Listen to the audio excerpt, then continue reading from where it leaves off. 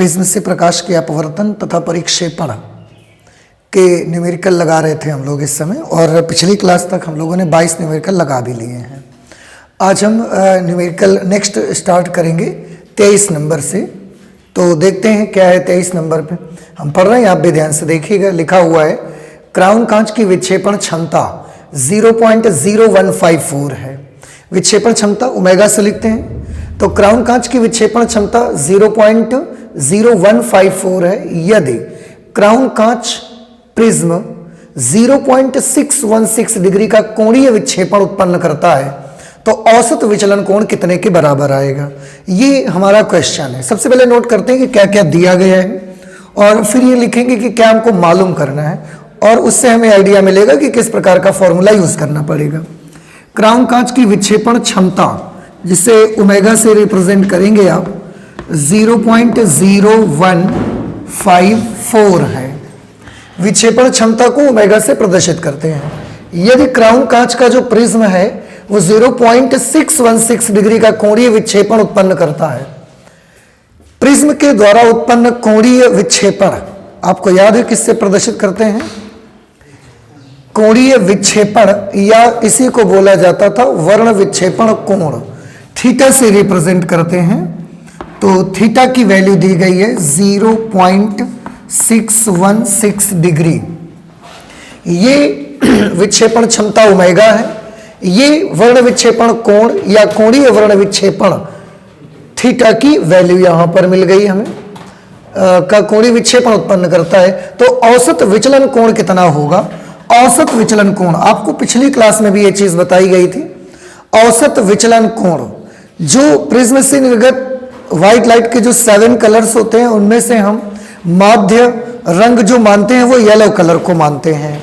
तो yellow colour light का जो विचलन बनेगा, कोण विचलन कोण बनेगा, उसे हम औसत विचलन कोण कहा जाता है।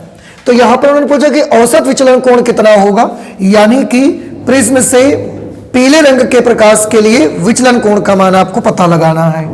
विचलन कोण को डेल्टा से लिखते हैं, और क्योंकि ये angle of deviation for yellow light है इसलिए हम इसको डेल्टा वाई से रिप्रेजेंट करेंगे।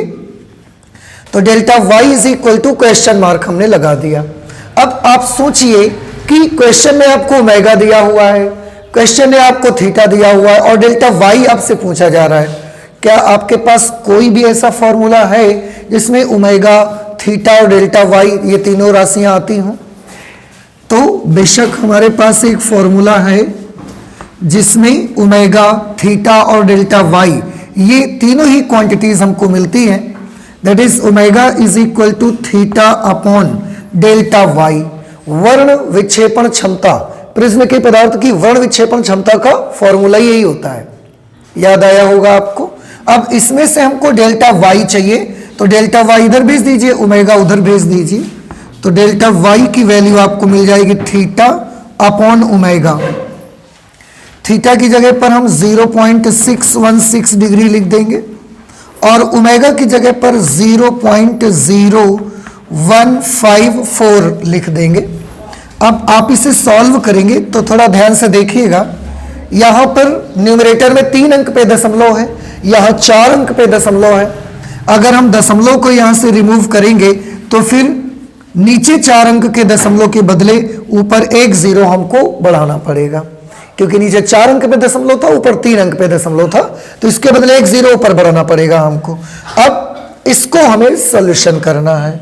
अब सोचिए कि इसको कैसे कैंसलेशन करना है, बस और क्या। चलिए पहले 2 से कैंसिल कर देते हैं। 2 7s are 14, 2 7s are 14, 2 7 14, फिर एक बचेगा 2 7 14, ये 2 3 6, फिर 0 2 8 16, 3080 ये आ जाएगा। आप 11 से इसको कैंसिल करिए, 11 7 77, 11 दूना 22, 30 में से 22 चले गए, 8 बचे 88 हो गया ये। तो 11 8 88, 7 से 28 को कैंसिल करेंगे 4 बार में, और 280 को कैंसिल करेंगे तो 40 बार में। इस तरीके से डेल्टा वाई की वैल्यू आ गई 40 डिग्री। तो जो भी ये प्रिज्म है उसके लिए माध्य विचलन जो होगा, यानी कि पीले रंग के प्रकाश का जो विचलन कोण रहेगा ना, वो 40 डिग्री के बराबर आएगा। ठीक है, फिर से एक बार मैं बता दूं आपको, विक्षेपण क्षमता ओमेगा से रिप्रेजेंट करते हैं, तो ओमेगा लिख दिया। क्राउन कांच प्रिज्म जो है इतने का कोणीय विक्षेपण उत्पन्न करता है, कोणीय विक्षेपण एंगुलर डिस्पर्सन, एंगुलर डिस्पर्सन उसमें 0.616 डिग्री का है, तो थीटा लिखा। औसत विचलन हमको पता लगाना है, माध्य विचलन हमको पता लगाना है, पीले रंग के प्रकाश किरण का विचलन कोण हमको पता लगाना है। इन सब के लिए हमारे पास एक सिंबल है डेल्टा वाई, तो डेल्टा वाई हमें निकालना था। ओमेगा का ये फॉर्मूला होता है, यूज करके सॉल्यूशन करेंगे, आपका आंसर बड़ी जल्दी से आ जाएगा। नेक्स्ट 24 नंबर क्वेश्चन, फिर से बड़ा इजी क्वेश्चन है, पर ये सारी क्वेश्चन यूपी बोर्ड्स में आए हुए हैं। तो मैं पहले पढ़ रहा हूं न्यूमेरिकल क्वेश्चन को और इसके बाद सॉल्व करते हैं। आप भी सुनिएगा, लिखा है कांच के एक प्रिज्म का कोण 60 डिग्री है। कांच का एक प्रिज्म है, उसका कोण 60 डिग्री है, यानी कि अपवर्तक कोण 60 डिग्री का है, तथा अल्पतम विचलन कोण 39 डिग्री है। अल्पतम विचलन कोण, कांच का अपवर्तनांक ज्ञात करिए। इसमें कुछ दिया भी गया है, वो हमने नहीं लिखा है, यहां पर दिया गया है sin 49.5 degree is equal to 0.76। ये वैल्यू ना हम यहां लिखे दे रहे हैं, sin 49.5 degree is equal to 0.76, ये वैल्यू दी गई है, जरूरत पड़ने पर हम इसे यूज करेंगे। ठीक है, अभी सबसे पहले तो ये नोट करेंगे कि न्यूमेरिकल में हमको गिवन कौन कौन सी क्वांटिटीज हैं। लिखा है कांच के प्रिज्म का कोण 60 डिग्री का है, आप सभी लोग जानते हैं प्रिज्म के कोण को a से रिप्रेजेंट करते हैं, तो a is equal to 60 degree. अल्पतम विचलन कोण 39 डिग्री है। अल्पतम विचलन कोण एंगल ऑफ मिनिमम डेविएशन, आप सभी बड़े अच्छे से जानते हैं कि अल्पतम विचलन कोण को डेल्टा m से लिखा जाता है और इसकी वैल्यू 39 डिग्री दी गई है। और कांच का अपवर्तनांक आपको पता लगाना है, कांच का अपवर्तनांक जिसे आप म्यू से रिप्रेजेंट कर सकते हैं, क्वेश्चन मार्क लिख दिया, क्यों? क्योंकि ये हमको मालूम करना है। अब ऐसा एक फॉर्मूला यूज करना है जिसमें म्यू ए डेल्टा एम ये सारी चीजें आती हो और सॉल्व होकर म्यू की वैल्यू निकाल सकें हम। तो हमारे पास एक फॉर्मूला है, प्रिज्म के पदार्थ के अपवर्तनांक के लिए बनाया गया था, mu is equal to sine A plus delta M by 2 upon sine A by 2। तो sine A plus delta M, A और डेल्टा एम को जोड़ना है, 60 और 39, 60 और 39 आप ऐड करेंगे तो ये आ जाएगा 99 degree upon 2 upon sine A by 2, यानी कि 60 degree by 2। Mu is equal to, यहां पर आप ध्यान से देखिए, साइन 99 बाई 2 करेंगे, 2 से इसको डिवाइड करेंगे, 2 चौके 8, 1 बच गया 19 हो गया, 9 बार में 18, फिर 2 पंचे 10 अपॉन साइन 30 डिग्री।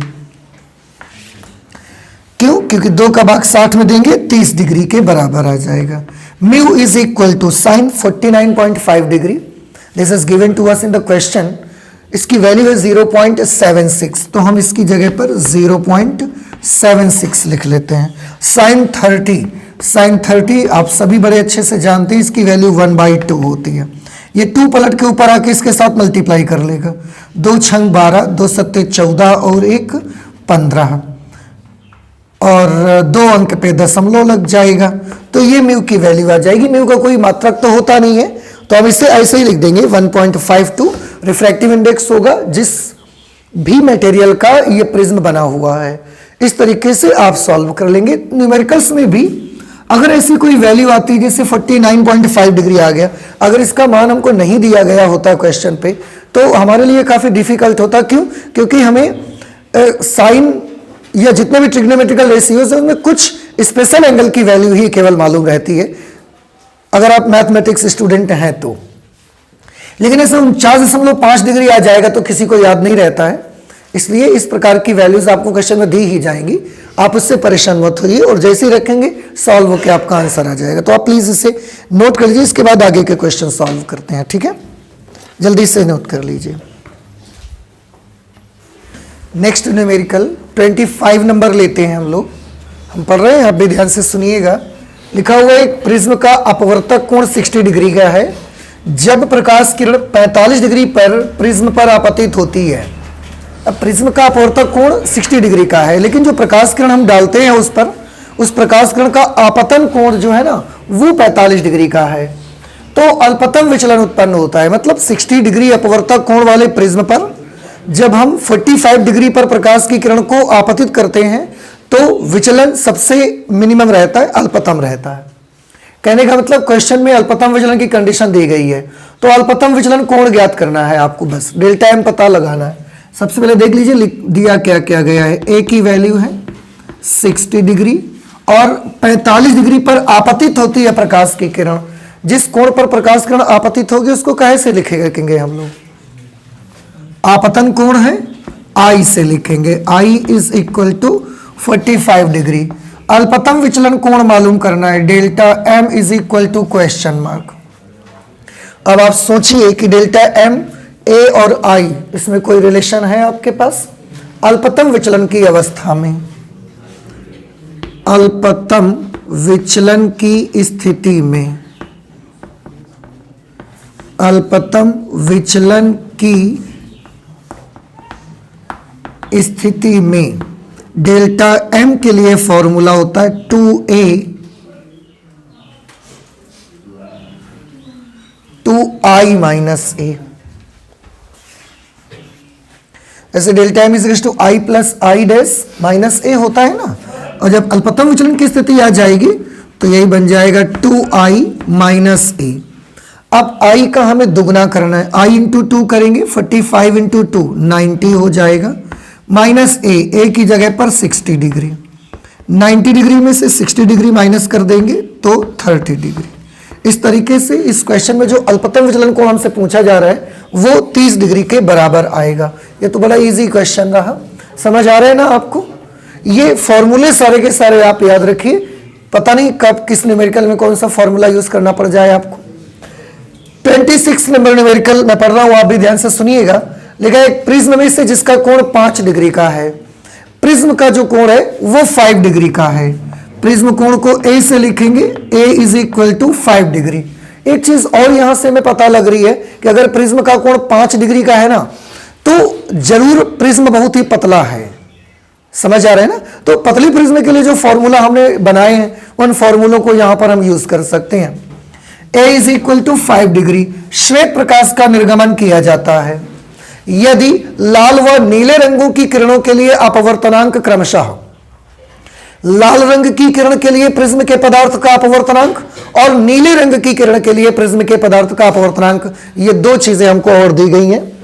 लाल रंग की किरण के लिए प्रिज्म के पदार्थ का अपवर्तनांक है 1.641, तो ये म्यू आर की वैल्यू है 1.641। और नीले रंग की प्रकाश किरण के लिए प्रिज्म के पदार्थ का अपवर्तनांक कितना है? नीले रंग को आप ब्लू लिख सकते हैं, तो refractive index of the material for blue light उसके लिए दिया गया है 1.659 के बराबर। तो दोनों रंगों के बीच परिक्षेपण कोण ज्ञात करिए। दोनों रंगों के बीच परिक्षेपण कोण, परिक्षेपण कोण मतलब आप जिसे वर्ण विक्षेपण कोण या कोणीय वर्ण विक्षेपण कहते हैं वो आपको मालूम करना है। क्या सिंबल होता है कोणीय वर्ण विक्षेपण का? डेल्टा, थीटा, ओमेगा, क्या सिंबल है? परिक्षेपण कोण के लिए सिंबल है थीटा, बिल्कुल सही। वर्ण विक्षेपण कोण कहा जा सकता है, कोणीय वर्ण विक्षेपण कहा जा सकता है, परिक्षेपण कोण भी हम कह सकते हैं, ठीक है ना? थीटा हमको मालूम करना है, तो है आपके पास फॉर्मूला थीटा के लिए जिससे हम ये पता लगा सकें। परिक्षेपण कोण, लाल रंग की प्रकाश किरण और नीले रंग की प्रकाश किरणों के बीच परिक्षेपण कोण थीटा इज इक्वल टू, क्या फॉर्मूला आता है इसका? फॉर्मूला आएगा mu for blue light minus mu for red light into A. Mu for blue light this is 1.659, mu for red light 1.641 और ए की जगह पर हम लिख देंगे 5 डिग्री। इसमें इसको माइनस करिए, 9 में से 1 चला जाएगा तो 8 बचेगा, 5 में से 4 जाएंगे तो 1 आ जाएगा। इसके बाद 6 में से 6 0, फिर 0 इंटू 5 डिग्री, ये 18 पंचे 90 और 3 अंक पे दशमलव लगना है, तो ये वैल्यू आ जाएगी 0.09 डिग्री। इस तरीके से लाल रंग के प्रकाश की किरण और नीले रंग की प्रकाश किरण के बीच जो परिक्षेपण कोण मिलेगा आपको, वो मिलेगा 0.09 डिग्री के बराबर आ जाएगा। ठीक है, तो समझ आ गया सभी को? नोट कर लीजिए आप इसे, इसके बाद हम और आगे चलते हैं।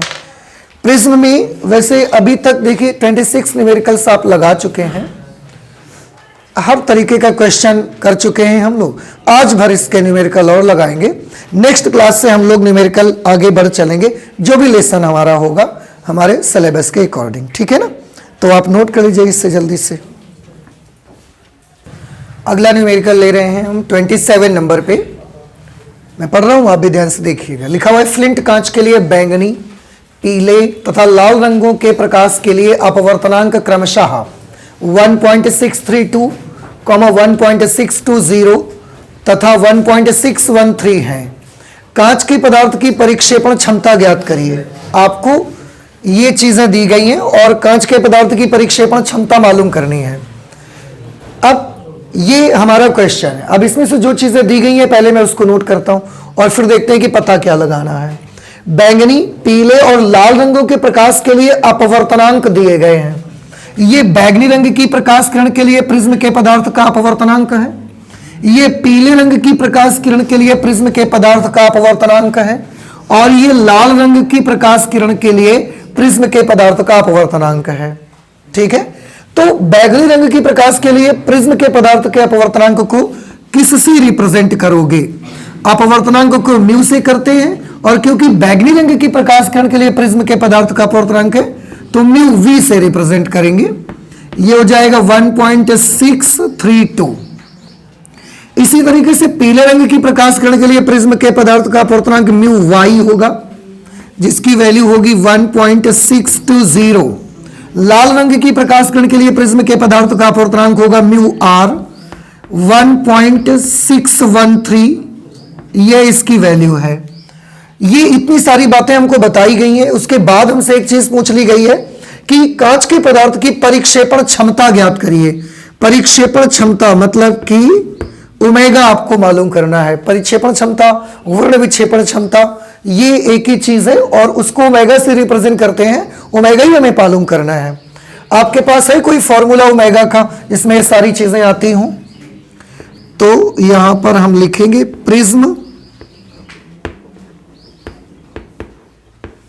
प्रिज्म के पदार्थ की परिक्षेपण क्षमता। प्रिज्म के पदार्थ की परिक्षेपण क्षमता ओमेगा इज इक्वल टू क्या फॉर्मूला आता है? हाँ, mu V minus mu R mu Y minus 1, ये फॉर्मूला रहता है। अब इस पे वैल्यू लिखेंगे। म्यू वी की जगह पर लिखा जाएगा 1.632 माइनस म्यू आर की जगह पर लिखेंगे 1.613 अपॉन म्यू वाई की वैल्यू है 1.620 माइनस 1। सॉल्व कर लीजिए इसको। इसमें से इसको माइनस करेंगे तो 2 में से 3 माइनस नहीं होगा, 12 में से 3 माइनस करेंगे 9 3 12। यहां पर बचेंगे 2, 2 में से 1 जाएगा तो 1 आ जाएगा, और यहां पर फिर तो 0 हो जाएगा, ये भी 0 हो जाएगा। ऐसे इसमें माइनस करेंगे तो आएगा 0.620। भाई 1.620 में 1 माइनस हो जाएगा ना, तो 0.620 बचेगा। एक बार फिर से देख लें। 12 में से 3 चले गए 9, यहां पर बचेगा 2, 2 में से 1 चला जाएगा 1, 6 में से 6 माइनस होंगे 0, 1 में से 1 माइनस होगा 0। अब 3 अंक पे यहां दशमलव, 3 अंक पे ऊपर दशमलव है, कैंसिल हो जाएगा। ओमेगा की जो वैल्यू मिलेगी हमको वो ऊपर तो मिलेगी 19 और नीचे आ जाएगा 620। अब इससे हमको इसको डिवाइड कर देना है। 620 का भाग 19 में दीजिए, जो भी आपका आंसर आ जाएगा वही सही जवाब बन जाएगा इसका। तो ये हमारा जो क्वेश्चन है, चलिए भाग देते हैं, फिर ही पता चलेगा क्या होगा। यहां पर दे रहे हैं, इसके बाद इसको इरेज कर देंगे। 620 से हमें 19 को डिवाइड करना है। देखिए 620 का भाग 19 में जाएगा कि नहीं जाएगा? नहीं जाएगा, तो फिर बंद कर दें इसको, भाग देना जाएगा, 0 बार जाएगा। भाई अगर आप ये कह देते हैं कि भाग जाएगा ही नहीं, तो फिर बंद कर दिया जाए भाग देना। जब जाएगा ही नहीं तो बंद कर दो ना, लेकिन ऐसा नहीं है, 0 बार जाएगा। भाग देने का अपना एक रूल है कि आपको बचपन से सिखाया जा रहा है, आप पढ़ा पढ़िए और जितनी बार भाग देने से यहां लिखे नंबर से कम आए उतनी बार पढ़िए। हमने 620 का पढ़ा, एक बार पढ़ा 620 आ गया, 19 से बड़ा निकल गया, तो एक बार नहीं पढ़ेंगे, उससे भी कम बार पढ़िए आप। 0 बार पढ़ेंगे, एक से पहले 0 आता है ना, 0 बार पढ़ेंगे तो 0 आ जाएगा, ठीक है। लेकिन बचेगा तो 19 से अगर लिख भी देंगे हम, तो फिर हमने दशमलव लगा लिया। दशमलव से हमको एक कन्वीनियंस मिलता है, एक 0 बढ़ाने का मौका मिलेगा।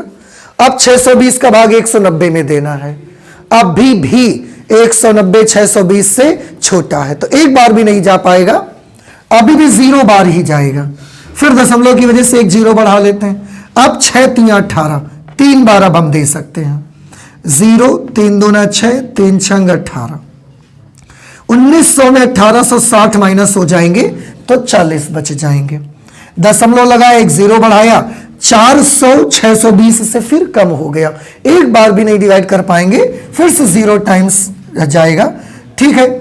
0 टाइम्स जाएगा, बचेगा 400, हम लिख भी देंगे तो। अब फिर से दशमलव की वजह से एक 0 यहां बढ़ा सकते हैं। अब भाग दीजिए, 6 7 42, ज्यादा हो जाएगा 7 बार में, 6 बार में कर देते हैं। 6 का 0 से किया 0, 6 दूना 12, 6 4 36 और 1 37, बस करते हैं, इतने में से तो आ जाएगा। ओमेगा की वैल्यू आ जाएगी 0.0306। ये वर्ण विक्षेपण क्षमता का मान आ गया। और वर्ण विक्षेपण क्षमता का तो आप जानते हैं मात्रक तो होता नहीं है, इसलिए यही वैल्यू उसकी लिखी जाएगी। अब बताएं आपको समझ में आया कि नहीं आया? आप जानते हैं बहुत समय ऐसा हो जाता है, बहुत बार ऐसा हो जाता है कि आपको जब इस तरीके का कभी कोई डिवीजन करना पड़ता है ना, वो मैथमेटिक्स में है या फिजिक्स में है, बच्चे बहुत गलती कर देते हैं। और ऐसे सिचुएशन पर आपने पूरा क्वेश्चन सही करा होता है, पर लास्ट में जाके डिवीजन में केवल आपका क्वेश्चन गलत हो जाता है। तो बहुत सोच समझ के आप भाग दीजिए, ताकि ऐसा ना हो कि कहीं पूरा क्वेश्चन आपने बड़ी मेहनत से अच्छे से लगाया, सब कुछ सही कर दिया, पर भाग में गलती हो जाएगी तो उसके मार्क्स कट जाएंगे आपके। और ये बहुत बहुत मतलब अंदर से फील होगा, गलत फील होगा, खराब लगेगा, जिसे आप बोलते हैं कि बहुत खलेगा हमको, ठीक है ना। तो साफ कर दिया जाए इसको। ये डिवीजन है, आप कर सकते हैं, आप प्रैक्टिस करिए इसकी, बचपन से वैसे करा है आपने, लेकिन फिर भी कभी कभी गलतियां हो जाती हैं, क्योंकि टू आर इज ह्यूमन, गलती करना तो मानवीय धर्म है ना। पर सतर्क रहकर अगर काम करेंगे, थोड़ा सा आसान आराम से करेंगे, तो आपसे कहीं गलती नहीं होगी। चलिए 28 नंबर पर आ जाते हैं। लिखा है आप एक प्रिज्म जिसका अपवर्तक कोण 60 डिग्री का है। एक प्रिज्म है हमारे पास, उसका अपवर्तक कोण 60 डिग्री के बराबर है। नोट करते चलते हैं साथ साथ। अपवर्तक कोण को ए से लिखते हैं, ए इज इक्वल टू 60 डिग्री। नीले, लाल तथा पीले प्रकाश के लिए अल्पतम विचलन कोण, नीले, लाल और पीले प्रकाश के लिए अल्पतम विचलन कोण, नीले, लाल तथा पीले प्रकाश के लिए अल्पतम विचलन कोण, अल्पतम विचलन कोण मतलब डेल्टा। नीले प्रकाश का विचलन कोण जिसको हम डेल्टा बी से लिख सकते हैं। नीले प्रकाश के लिए विचलन कोण का मान कितना है? 53 डिग्री। क्रमशः लिखा है ना, तो जो कलर पहले लिखा होगा उसका विचलन कोण भी पहले लिखा होगा। लाल रंग के प्रकाश किरण का विचलन कोण कितना है? 51 डिग्री। लाल रंग का डेल्टा आर 51 डिग्री। और सबसे लास्ट में पीले रंग की प्रकाश किरण का विचलन कोण है, डेल्टा वाई की वैल्यू है 52 डिग्री। प्रिज्म के पदार्थ की परिक्षेपण क्षमता क्या होगी?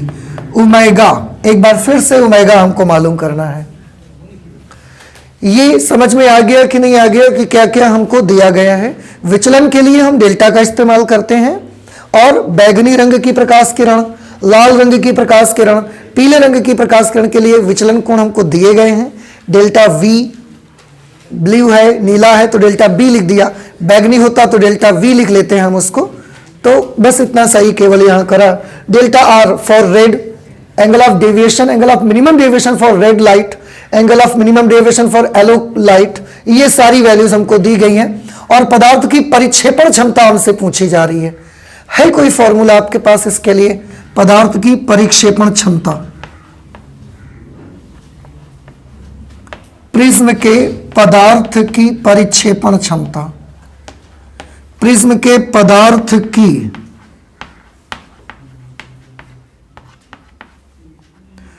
प्रिज्म के पदार्थ की परिक्षेपण क्षमता, ओमेगा इज इक्वल टू, वैसे ओमेगा का फॉर्मूला होता है थीटा अपॉन डेल्टा वाई, याद है ना आपको? थीटा क्या होता है? थीटा होता है परिक्षेपण कोण या वर्ण विक्षेपण कोण या कोणीय वर्ण विक्षेपण। इसका मान कैसे निकाला जाता है? थीटा का मान निकालते हैं delta B minus delta R upon delta Y, ठीक है ना? थीटा की वैल्यू ऐसे तो निकाली जाती है। नीले कलर की लाइट और लाल रंग के प्रकाश के लिए जो उनके विचलन कोणों में जो डिफरेंस आता है वही तो थीटा होता है ना। अच्छा, रेड और ब्लू, ठीक है, डेल्टा वाई नीचे लिखा रहने दीजिए, इन्हीं से हमारा काम बन जाएगा। एक ही आवश्यकता है नहीं हमको, तो आप बने रहने दें, इससे सॉल्व कर लें बस आप इसे। ओमेगा की value delta B minus delta R, delta B 53 degree, delta R 51 degree और डेल्टा वाई 52 डिग्री। 53 में से 51 माइनस हो जाएंगे तो 2 बचेंगे अपॉन 52। 2 से आप अगर कैंसिल करने जाएंगे तो 2 दूना 4, 2 छंग 12, 1/26 आएगा। अब 26 से 1 को आपको डिवाइड कर देना है। 26 से 1 को आप डिवाइड करेंगे तो ये क्या मिलेगा आपको? देखिए, भाग देना पड़ेगा भाई हमको। चलिए फिर से डिवाइड करिए, भाग में कोई गलती नहीं होनी चाहिए। 26 का भाग 1 में जाएगा कि नहीं जाएगा? जाएगा कि नहीं जाएगा? पहले एक बात क्लियर कर लीजिए, अगर नहीं जाए तो हम यहीं से छोड़ दें, फिर इसको जाएगा ना? तो कितनी बार जाएगा? Very good. सबसे पहले 0 बार देना पड़ेगा। 0 बार देंगे 0 आएगा, माइनस करेंगे 1 ही बना रहेगा। अब या तो हम बार बार 0 बार देते रहे तो ये तो होगा नहीं। इसके बाद हम दशमलव लगाएंगे, 1 0 इंक्रीज करेंगे, दशमलव लगा लिया, 1 0 हमने बढ़ा लिया। अब 26 का भाग 10 में जाएगा कि नहीं जाएगा? जाएगा, पर एक बार जाएगा क्या? एक बार नहीं जा पाएगा, क्योंकि एक बार करेंगे तो 26 10 से बड़ा हो जाएगा, तो एक बार नहीं जाएगा, इसलिए 0 बार जाएगा। और 0 बार देंगे फिर 10 ही आ जाएगा माइनस होके, ठीक है ना? फिर दशमलव लगाइए, 1 0 फिर बढ़ा लीजिए आप। अब 26 का भाग 100 में देंगे तो 26 तिया 78, 3 बार चला जाएगा। 10 में से 78 चले गए तो 22 बच गए, दशमलव लगा है 0 बढ़ा दिया हमने। इससे इसको डिवाइड करिए, कितनी बार जाएगा? 2 9 बार चला जाएगा क्या? 9 से करिए, 9 6 का 54, से लगे 5, 9 2 18, 5 23, बड़ा हो जाएगा। 8 बार दीजिए, 8 6 48 के 8 से लगे 4, 8 दूना 16, 4 20, बस दशमलव के 3 अंक तक निकाल लिया। ओमेगा की वैल्यू आ जाएगी आपकी 0.038। और ओमेगा ये क्योंकि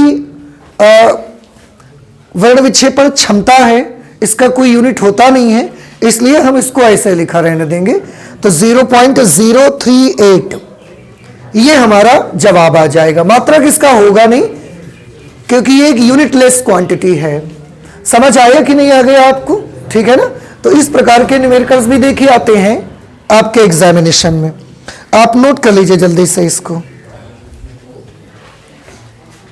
क्वेश्चन नंबर 29, क्वेश्चन नंबर 29 हम पढ़ रहे हैं, आप भी ध्यान से सुनिएगा। लिखा हुआ एक पतले प्रिज्म के पदार्थ के लिए लाल एवं बैगनी रंगों के अपवर्तनांक 1.61 तथा 1.65 है।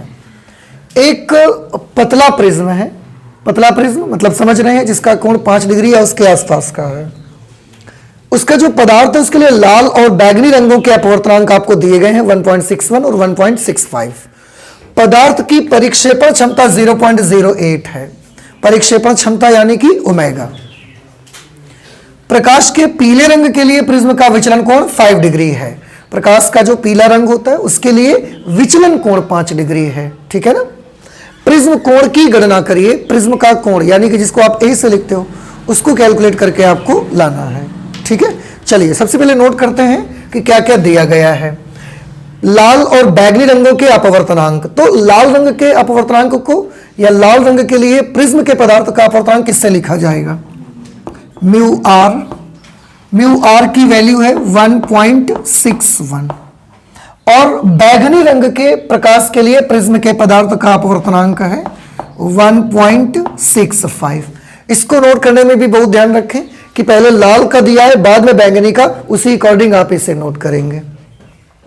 पदार्थ की परिक्षेपण क्षमता 0.08 है, परिक्षेपण क्षमता यानी कि ओमेगा की वैल्यू 0.08 है। प्रकाश के पीले रंग के लिए प्रिज्म का विचलन कोण 5 डिग्री है। प्रकाश के पीले रंग के लिए विचलन कोण किस सिंबल से इसको लिखा जाए बताइए?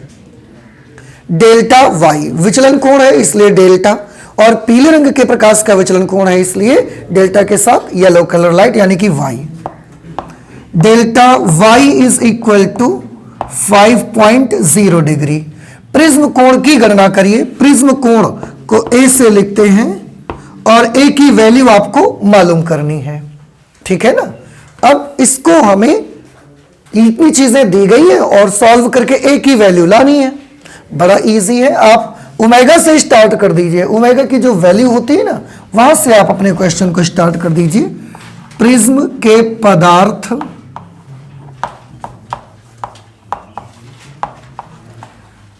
प्रिज्म के पदार्थ की परिक्षेपण क्षमता,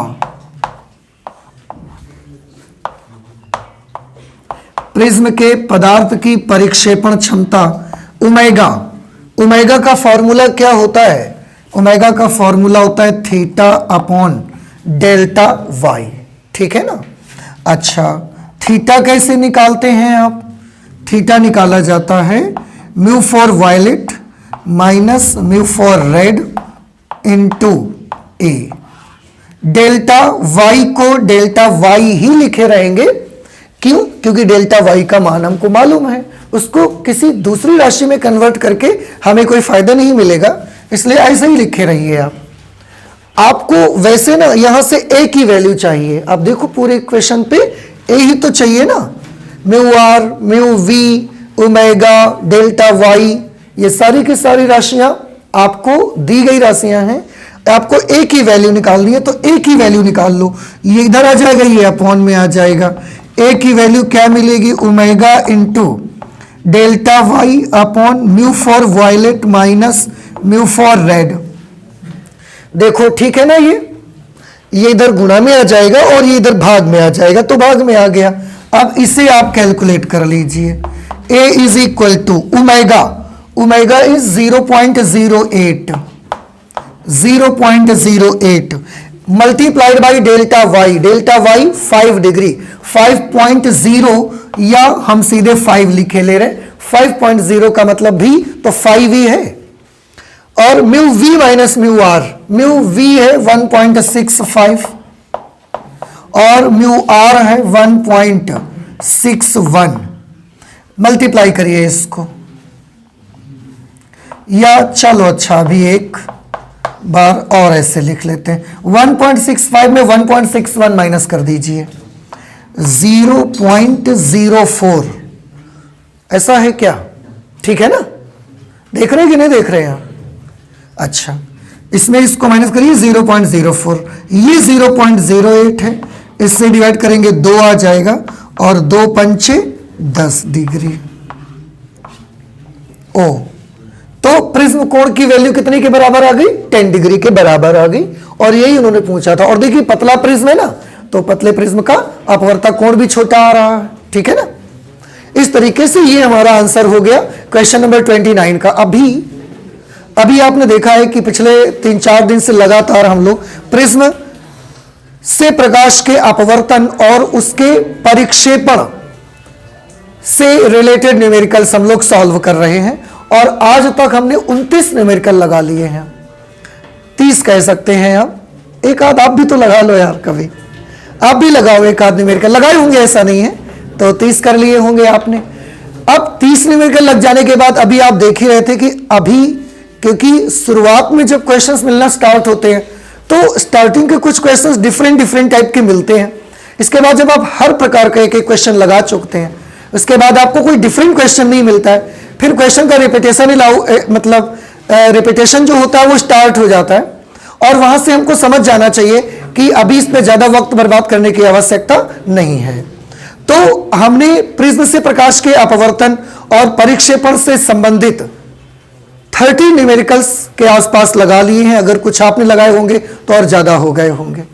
और ये मुझे उम्मीद है कि आपको इससे रिलेटेड जो भी न्यूमेरिकल्स उनको लगाने के काफी अच्छे आइडियाज भी अभी आ चुके होंगे, कि कोई भी न्यूमेरिकल आएगा आप उसे पढ़ेंगे और फिर आपको पता लगेगा कि क्या पूछा जा रहा है और उसके लिए फॉर्मूला क्या लगेगा। तो आप प्लीज इससे लगातार प्रैक्टिस में बनाए रखिए। इसके न्यूमेरिकल्स भी आपको मिलेंगे, एग्जामिनेशन में मिल सकते हैं। अब आज की बात हम प्रिज्म से रिलेटेड न्यूमेरिकल्स नहीं सॉल्व करेंगे। इसके आगे हमारे 2021-22 के सिलेबस में जो भी लेसन होगा, जो भी हमारा आर्टिकल होगा, जो भी टॉपिक होगा, उस पर बेस्ड न्यूमेरिकल्स हम लोग सॉल्व करेंगे अगली क्लास से, यानी कि कल वाली क्लास से।